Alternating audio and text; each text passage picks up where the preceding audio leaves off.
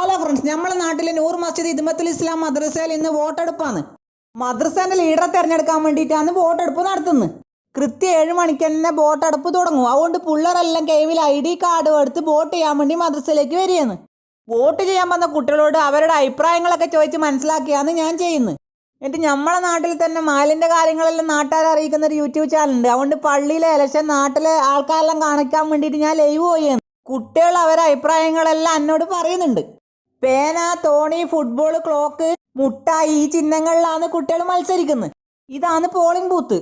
എന്തെങ്കിലും പ്രശ്നം നടന്നാലും പരിഹരിക്കാൻ വേണ്ടിയിട്ട് ഇവിടെ ഒരു പോലീസുകാരനുണ്ട്. ഇതാണ് വോട്ടിംഗ് മെഷീന്. ശരിക്കും ഒരു മെഷീൻ എങ്ങനെയാണ് വോട്ട് ചെയ്യാൻ വേണ്ടി വെക്കല്, അതുപോലെ തന്നെയാണ് ഈ മെഷീനെല്ലാം ഇവിടെ വെച്ചിട്ടുള്ളത്. പുറത്തുനിന്ന് ഒരാളെ നോക്കിയാൽ ആരാർക്കാ വോട്ട് ചെയ്യുന്നു കാണാൻ പറ്റൂല. വോട്ട് ചെയ്യാൻ വേണ്ടി കുട്ടികളെല്ലാവരും അവരവരെ ID കാർഡ് എടുത്തിട്ട് ബരി നിന്നിട്ടുണ്ട്. ആദ്യം വോട്ട് ചെയ്തത് സ്ഥാനാർത്ഥികളാണ്. പിന്നെ സാധാരണക്കാരായ വോട്ടർമാരായ കുട്ടികളും വോട്ട് ചെയ്തു.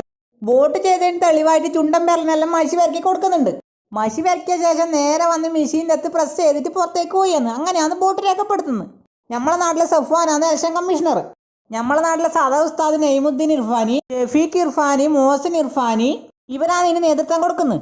അങ്ങനെ വോട്ട് കഴിഞ്ഞ് കുട്ടികളെല്ലാം പുറത്തിരിക്കുകയാണ്. കുറച്ച് കഴിഞ്ഞാൽ ബെല്ലടിച്ച് മദ്രസ വിട്ടു. ഈ വരുന്ന 18 ശനിയാഴ്ചയാണ് വോട്ടെണ്ണല്. അപ്പോൾ വീഡിയോ ഇഷ്ടപ്പെട്ടാൽ സപ്പോർട്ട് ചെയ്യാൻ മറക്കല്ലേട്ടാ.